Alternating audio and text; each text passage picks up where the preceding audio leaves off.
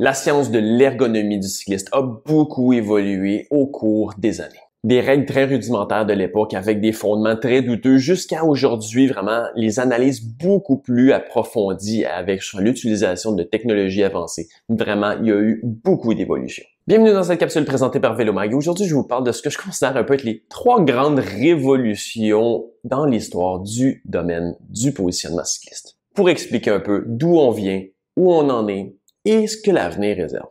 Bon, c'est sûr que les premières règles de positionnement, c'est souvent celles que j'appelle un peu plus les recettes mythiques. Ça relève plus de la mythologie que de l'analyse rigoureuse. Ça part souvent plus de quelques gourous qui vont avoir une bonne visibilité, qui eux, dans le fond, vont un peu inculquer les choses que eux ont choisies et qui pensent que, évidemment, si c'est bon pour eux, c'est l'idéal pour tout le monde.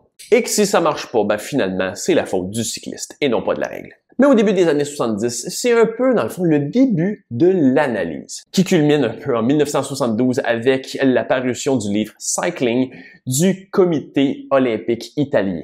Pour le meilleur et pour le pire, ça a créé vraiment une petite révolution dans le monde du vélo. La réalité à long terme, c'est que c'était plus de l'ordre de l'observation que de l'analyse scientifique. C'est que finalement, il observait ce que les coureurs pros faisaient et il faisait, dans le fond, la conclusion hâtive que si les pros le font, c'est parce que c'est bon et tout le monde devrait le faire. Ce qui est évidemment une prémisse remplie de problèmes. Le meilleur exemple serait la recommandation à l'époque de pédaler avec les genoux le plus proche du cadre possible, rentrer vers l'intérieur.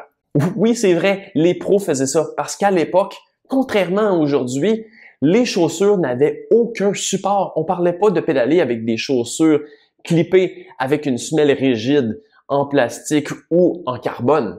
Non, c'était des chaussures en cuirette sans support avec des pédales à cale-pied. Et ce que ça faisait, c'est qu'en plus, il serrait les cale-pieds tellement fort que ça faisait un affaissement de l'arche, ce qui ramenait les genoux vers l'intérieur.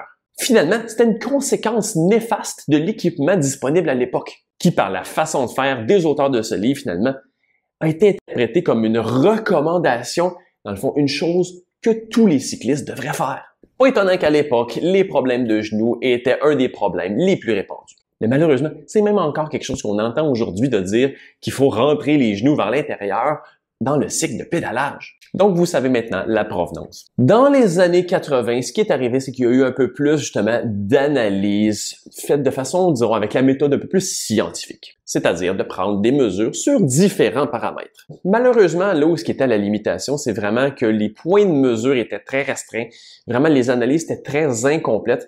Donc, souvent, les conclusions qui en étaient tirées étaient pas, dans le fond, basées sur beaucoup de données. Ce qui pouvait amener vers des fausses pistes. Et ça l'a amené à plusieurs excès. Un bon exemple serait le recul de selle. Il y a eu des études qui ont pris des ergomètres et de mesurer que finalement, plus on reculait la selle vers l'arrière, plus le cycliste est capable de développer plus de force. Et c'est là qu'on a vu beaucoup d'excès au niveau du recul de selle vers l'arrière. Parce que finalement, c'était une conclusion qui était fausse étant donné que ça prenait seulement un paramètre et ça ne regardait pas dans la globalité. Parce que la réalité, c'est que même si oui, la force générée était plus grande, souvent l'économie était pas meilleure et finalement, les résultats de vitesse étaient définitivement pas meilleurs en raison de la résistance aérodynamique que ça créait. Mais comme tous ces autres facteurs-là n'étaient pas analysés et pris en compte, ben c'est ça faisait des conclusions vraiment très incomplètes. Ça a donné lieu aussi à l'émergence de plusieurs règles très simplistes qu'on croyait universelles, comme la prescription d'un angle idéal au niveau de la flexion du genou lors du pédalage. On va évidemment se rendre compte plus tard que l'universalité, c'est pas quelque chose qui est très valide. Et aussi, toutes ces mesures-là étaient prises de façon statique, que l'on pense à l'angle du genou ou le recul de selle avec le fil de plomb. C'est là qu'arrive plus, dans les années 90 et début 2000, l'émergence et vraiment la démocratisation, beaucoup plus de méthodes de mesure dynamiques, avec des systèmes d'analyse vidéo ou des systèmes, dans le fond, de capture de mouvement. On parle de prise de mesure en mouvement et non pas à l'arrêt, ce qui est beaucoup plus réaliste par rapport vraiment aux dynamiques spécifiques à chaque personne.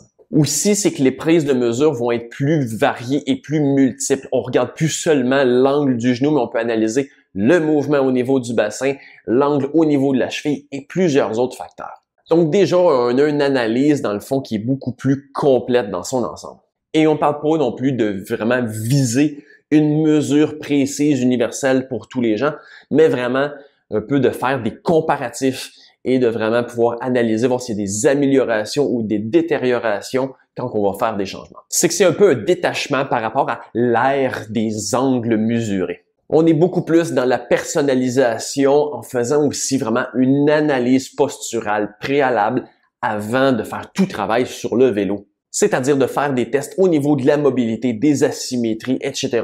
pour vraiment pouvoir personnaliser le plus possible le vélo selon les besoins spécifiques. On a aussi beaucoup plus d'instruments technologiques comme exemple la cartographie de pression de selle qui permet vraiment d'avoir une analyse très détaillée de la répartition des charges et des pressions sur la selle. Mais là, c'est où on en est rendu présentement.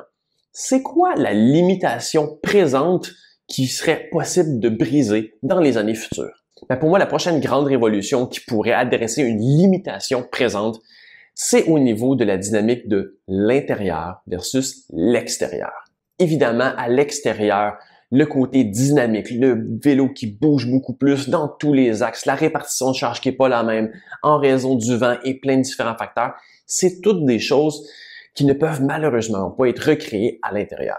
C'est pour ça que même si présentement on en est vraiment au premier balbutiement de ces technologies, d'avoir des instruments de mesure qu'on pourrait installer sur le cycliste, qui puisse aller rouler à long terme dans des conditions vraiment dynamiques et variées, donnerait vraiment un portrait beaucoup plus précis encore et plus complet de la situation.